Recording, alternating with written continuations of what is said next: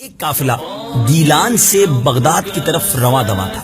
جب یہ قافلہ ہمدان شہر سے روانہ ہوا تو جیسے ہی جنگل شروع ہوا، ڈاکوؤں کا ایک گروہ نمودار ہوا اور قافلے والوں سے مال و اسباب لوٹنا شروع کر دیا۔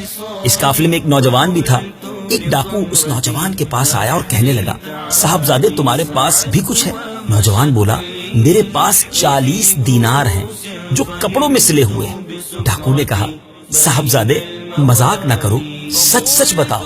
نوجوان نے بتایا، میرے پاس واقعی 40 دینار ہیں، یہ دیکھو میری بغل کے نیچے دیناروں والی تھیلی کپڑوں میں سلی ہوئی ہے۔ راہزن یعنی ڈاکو نے دیکھا تو حیران رہ گیا اور نوجوان کو اپنے سردار کے پاس لے گیا اور سارا واقعہ بیان کیا۔ سردار نے کہا، نوجوان کیا بات ہے، لوگ تو ڈاکوؤں سے اپنی دولت چھپاتے ہیں مگر تم نے سختی کیے بغیر اپنی دولت ظاہر کر دی۔ نوجوان نے کہا، میری ماں نے گھر سے چلتے وقت مجھے ایک نصیحت فرمائی تھی کہ بیٹا ہر حال میں سچ بولنا، بس میں اپنی والدہ کے ساتھ کیا ہوا وعدہ نبھا رہا۔ نوجوان کا یہ بیان تاثیر کا تیر بن کر ڈاکوؤں کے سردار کے دل میں پیوست ہو گیا۔ اس کی آنکھوں سے آنسوؤں کا دریا چھلکنے لگا۔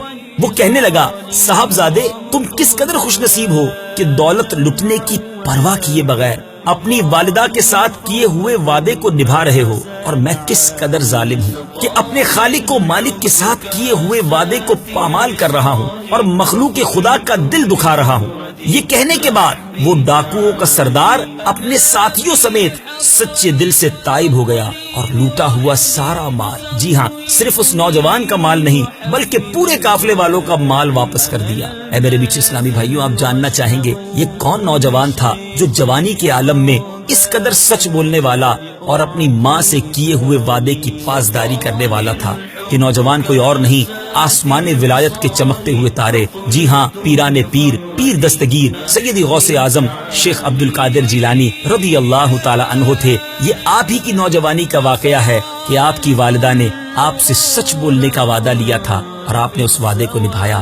اے غوث پاک کے چاہنے والوں، اے اپنے آپ کو غوث پاک کا مرید کہنے والوں، آپ دنیا بھر میں جہاں کہیں ہیں، کیا ایسا نہیں ہو سکتا کہ اس مبارک مہینے میں 11ویں شریف کے مبارک مہینے میں ہم سب بھی نیت کریں کہ آج کے بعد کبھی جھوٹ نہیں بولیں گے۔